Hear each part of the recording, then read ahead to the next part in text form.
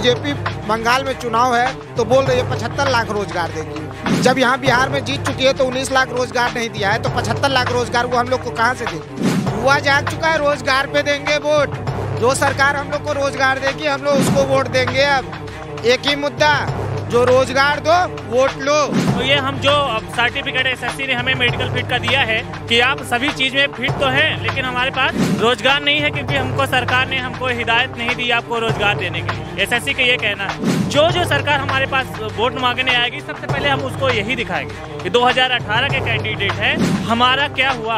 आपके प्रलोभन मात्र से हमारी भविष्य खराब हो गई, हमारी जिंदगी खराब हो गई। चाय बेचते बेचते सर अब जो है हवाई अड्डे को बेच दिए, रेल को बेच दिए और विभिन्न प्रकार की कंपनियां को सर बेच डाले, क्योंकि सर उनको एक्सपीरियंस है बेचने की, बिजनेस की। सर पता नहीं उनको सर MBA की सर्टिफिकेट लेना चाहिए, वो चाय का तो झूठी बहाना बना रहे सर। नमस्कार, मैं शिवम, आप देख रहे हैं ऑनलाइन न्यूज़ इंडिया। बेरोजगारी के मुद्दे को लेकर पूरे देश के जो युवा हैं वो गुस्से में हैं। यहाँ पे देखिए हमारे पीछे सैकड़ों की तादाद में युवा देश के विभिन्न हिस्सों से दिल्ली में चल के आए हुए हैं और अपना विरोध दर्ज करवा रहे हैं, लेकिन सरकार जो है खामोश होकर केवल तमाशा देख रही है। युवाओं की एक भी बात सुनने के लिए तैयार नहीं है।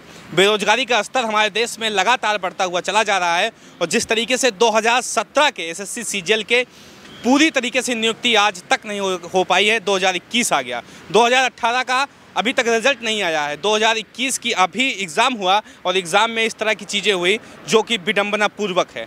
युवाओं से बात करेंगे, क्या मत है इनका और सरकार से क्या मांग करना चाहते हैं। क्या कहोगे भैया, क्या मांगे आप लोग? मांग हमारी यही है कि हम SSC GD 2018 के कैंडिडेट हैं, जिसमें इसमें SSB, ITBP, BSF, CRPF इसमें फोर्सेज होती हैं। इसमें भर्ती बोर्ड द्वारा पहले एग्ज़ाम लिया जाता है, फिर फिजिकल और फिर मेडिकल, जिसमें हम सब कुछ फिट करके बैठे हैं। 4 साल से हम ज्वाइनिंग की वेट कर रहे हैं। इन्होंने 60,210 की वैकेंसी निकाली थी और जबकि सिलेक्ट इन्होंने 54,000 ही किए हैं और टोटल मेडिकल फिट थे जो एंड में 1,09,000 कैंडिडेट थे, उनमें से 54,000 को इन्होंने ज्वाइनिंग दी है। हम बाकी को सड़क पर छोड़ दिया है। तो हम जहाँ पे 12 तारीख के सभी कैंडिडेट और मेडिकल ऑल इंडिया से यहाँ पे आए हुए हैं। 14 तारीख का हमारा जंतर मंतर पर धरना प्रदर्शन भी था, हमें वहाँ पे भी उठा दिया था। फिर 22 तारीख को दिया था हमने प्रदर्शन जंतर मंतर पर, वहाँ पे हमारे पे लाठीचार्ज किया, हमारी कोई सुनवाई नहीं हुई। वहाँ हमने गृह मंत्रालय, राष्ट्रपति भवन, SSC चीफ सभी को हमने ये अपना मेमोरेंडम दिया, पर हमारी अभी तक कोई सुनवाई नहीं हुई है। हम यहीं पे आए 15-20 दिन से दिल्ली में, इधर उधर भटक रहे हैं, हमारी बात कोई नहीं सुन रहा है। सब सरकार से हमने सब कुछ दे दिया, लेटर वेटर जो कुछ भी देना था सब कुछ दे दिया, फिर हमारे अभी तक कोई रिप्लाई नहीं आया। हम यही चाहते हैं कि जो हम मेडिकल फिट है सबका ज्वाइनिंग हो जाए। कहाँ से आए हैं आप? हम वेस्ट बंगाल से। हाँ, तो वेस्ट बंगाल में तो चुनाव भी है। हाँ, अभी तो चुनाव है। चुनाव में क्या आप लोग ये जो मुद्दा है आपका बेरोजगारी का, इसका चुनाव में मुद्दा उठाएंगे? क्योंकि देखिए ये सवाल मैं इसलिए पूछ रहा हूँ कि चुनाव में अक्सर होता ये है कि जो मुद्दा होता है वो हिंदू मुसलमान, जाति, धर्म, संप्रदाय इसमें बढ़ जाता है। बेरोजगारी, महंगाई, इन सभी मुद्दों को दबा दिया जाता है। तो ये मुद्दा चुनाव में उठेगा कि नहीं उठेगा? ये तो हमने सबको बता दिया, अभी उठेगा ये नहीं, सरकार उठाएगा कि नहीं वो सरकार के ऊपर है, क्योंकि सरकार सब कुछ जानती है कि हम यहाँ पे क्या कर रहे हैं। सब कुछ जानने के बाद भी सरकार अनदेखा कर रही है हम लोगों को। देखिए हम बिल्कुल ये नहीं जानना चाहते कि आपकी निष्ठा किस पार्टी को लेकर है, लेकिन ये मुद्दा उठना चाहिए कि नहीं, मैं ये जानना चाहता हूँ। मैं बोलता हूँ सर, मैं बिहार से हूँ। बीजेपी सरकार बोली थी वहाँ पे कि मेरा सरकार बनेगा तो 19 लाख रोजगार देंगे। मैं SSC GD का कैंडिडेट हूँ 2018 से। मैं पास करके सब चरण पास कर चुका हूँ। यहाँ पे आया हूँ, भटक रहा हूँ। आज मेरा 18वां दिन, मैं 14 तारीख से आया हुआ हूँ। धरना प्रदर्शन था, मैं आया, यहाँ कुछ नहीं हुआ। यहाँ पे हम लोग पे लाठीचार्ज हुआ, हमारे एक भाई का हाथ तोड़ दिया गया। उसके बावजूद यहाँ पे जितने भी हमारे भाई बहनों हैं, किसी पुलिस का टॉर्चर हो रहा है हम लोग पे। 19 लाख रोजगार, आज बीजेपी बंगाल में चुनाव है तो बोल रही है 75 लाख रोजगार देगी। जब यहाँ बिहार में जीत चुकी है तो 19 लाख रोजगार नहीं दिया है तो 75 लाख रोजगार वो हम लोग को कहाँ से देगी। 75 लाख, यहाँ 50,000 कैंडिडेट हैं, वो 50,000 को सिलेक्ट नहीं कर पा रही है, 75 लाख रोजगार देगी। 2017 का, 2011 में बिहार में BPSC का चुनाव हुआ था, उसको तो अभी तक क्लियर नहीं किया है। नित्यानंद राय जी ने 21 जून को बोला था, 21 जून 2020 को बोला था कि हमारे पास 1,11,000 पद खाली पड़ा हुआ है। उसका पूरा ज्ञापन हम लोग के पास है सर, तब भी हम लोग का ज्वाइनिंग नहीं हो रहा है। अब बताइए के लिए कौन जिम्मेवार है? हम जो नवयुवक हैं यहाँ पे, हम लोग का, मेरा 23 साल बीत चुका है सर, मैं 23 साल का हो गया हूँ, मैं नहीं भर सकता हूँ। तो ये मुद्दा चुनाव में क्यों नहीं बन पाता है? सर चुनाव में कैसे बनेगा? सब उन्हीं के आदमी हैं, हम युवा का कौन सुनता है सर? बताइए। मीडिया जो है, इतना मीडिया है, आज तक नहीं आया हम लोग के पास। इतना दिन से 12 तारीख से आए हैं, 14 तारीख से आए हैं, सब कैंडिडेट आए हैं, कोई मीडिया आया? ना आज तक आ रहा है, ना जी न्यूज आ रहा है, ABP आ रहा है, सिर्फ यूट्यूब से हम लोग चल रहे हैं। बताइए क्या कर सकते हैं हम लोग? कोई मीडिया नहीं आ रहा है हम लोग के पास। मुद्दा जो है ये चुनाव में बनाएंगे आप लोग कि नहीं? पहले तो मेरा वेस्ट बंगाल से हूँ, अभी तो हम लोग बीजेपी हेड ऑफिस दिल्ली में आया हूँ, क्योंकि हम लोग का एक ही मांग है, क्योंकि ये वैकेंसी जो है गृह मंत्रालय से निकलता है वैकेंसी, इसको सौंपा जाता है SSC में। तो SSC ने 2018 में जब रिक्रूटमेंट निकाला, इसमें प्रोसेसिंग 4 साल लगा दिया। उसमें हम लोग का सारा प्रोसेस क्लियर हो चुका है, फिजिकल, रिटर्न, मेडिकल, लेकिन हम लोग को ज्वाइनिंग क्यों नहीं दे रहा है? यही तो हम लोग को आज दिल्ली में बीजेपी ऑफिस में हम लोग यही मांग करने आया था, क्योंकि हम लोग को ज्वाइनिंग किस लिए नहीं दे रहा। अभी बोल रहा बंगाल में 82 लाख रोजगार देगा, JP नड्डा जी ने किया, प्रधानमंत्री जी ने बोला, तो रोजगार हम लोग 50,000 आदमी को रोजगार नहीं दे पा रहा। बंगाल में भी बोले थे 19 लाख रोजगार देंगे। 19 लाख क्या है, 75 लाख बोला था। बिहार में बोले थे 19 लाख। 19 रोजगार दिए कि नहीं दिए? सर एक भी रोजगार नहीं दिए हम लोग को, भटक रहे हैं। बिहार के युवा 1 तारीख को विधानसभा घेरे हुए थे, क्या हुआ? सबको लाठी मार के भगा दिया गया बिहार से, कुछ नहीं कर पा रहे हैं। बंगाल में चुनाव प्रसार में लगे हैं, कह रहे हैं राम मंदिर बनवाए हैं हम, तो राम मंदिर पे हुआ आप लोग देते भी हो? राम मंदिर पे सर हम लोग मानते हैं, राम मंदिर बनाए, 370 हटाए, सब कुछ हटा दिए। युवा का रोजगार कहाँ गया? इतना प्राइवेट सेक्टर जो ला रहे हैं, तो गवर्नमेंट जॉब कहाँ गई? सवाल क्या है, वो वोट मांगते हैं राम मंदिर पर, 3 तलाक पे, 370 पे, आप सब लोग वोट देते हो, फिर आप लोग रोजगार मांगते हो। जाग चुका है, युवा जाग चुका है, रोजगार पे देंगे वोट। जो सरकार हम लोग को रोजगार देगी, हम लोग उसको वोट देंगे। अब एक ही मुद्दा, जो रोजगार दो, वोट लो। सर मुद्दा यही करना चाहिए, क्योंकि हम अभी नहीं, अगर हमको अभी नहीं मिला ना, तो ये हम जो अब सर्टिफिकेट SSC ने हमें मेडिकल फिट का दिया है कि आप सभी चीज़ में फिट तो हैं, लेकिन हमारे पास रोजगार नहीं है, क्योंकि हमको सरकार ने हमको हिदायत नहीं दी आपको रोजगार देने के लिए। SSC का ये कहना है। हम यही जो हमारे पास सर्टिफिकेट रहेगा ना, जो सरकार हमारे पास वोट मांगने आएगी, सबसे पहले हम उसको यही दिखाएंगे कि 2018 के कैंडिडेट है, हमारा क्या हुआ। आपके प्रलोभन मात्र से हमारी भविष्य खराब हो गई, हमारी ज़िंदगी खराब हो गई। आपका तो रिजल्ट ही नहीं आया अभी। रिजल्ट उन्होंने दिया, अधूरा दिया है। कहने का मतलब ये है कि 1,09,000 मेडिकल फिट कैंडिडेट हैं हम, लेकिन उन रिजल्ट है 54,000 का। जब 2018 में वैकेंसी निकाली गई थी, उस समय 60,210 पर वैकेंसी निकाली गई थी, 55 लाख लोगों ने फॉर्म भरा था।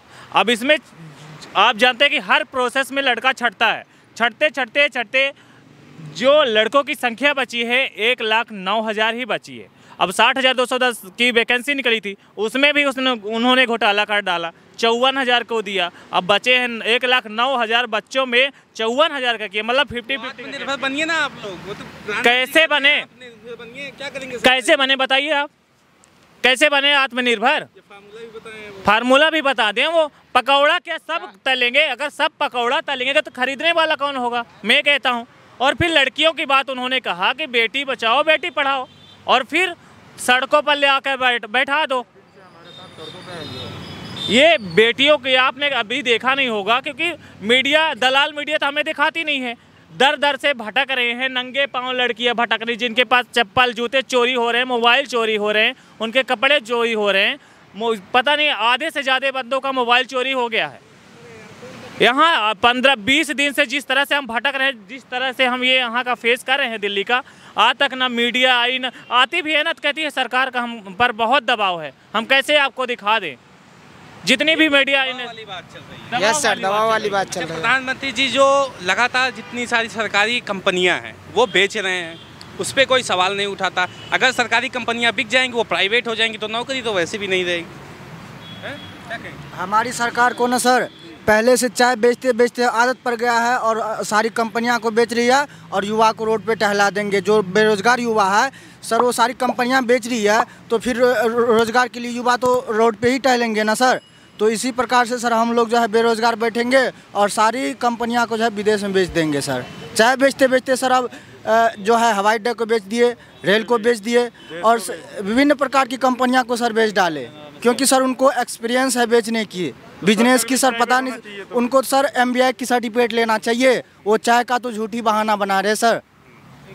अब क्या करें सर, हम लोग जो है तीनों चरण पास किए हैं SSC में और सर सब क्वालिफाई करके रोड पे घूम रहे हैं। सरकार जब जाती है ना हम लोग के यहाँ तो कहती है कि युवा कल की भविष्य है, युवा को हम रोजगार देंगे, अब की बार हमारा सरकार आएगी तो।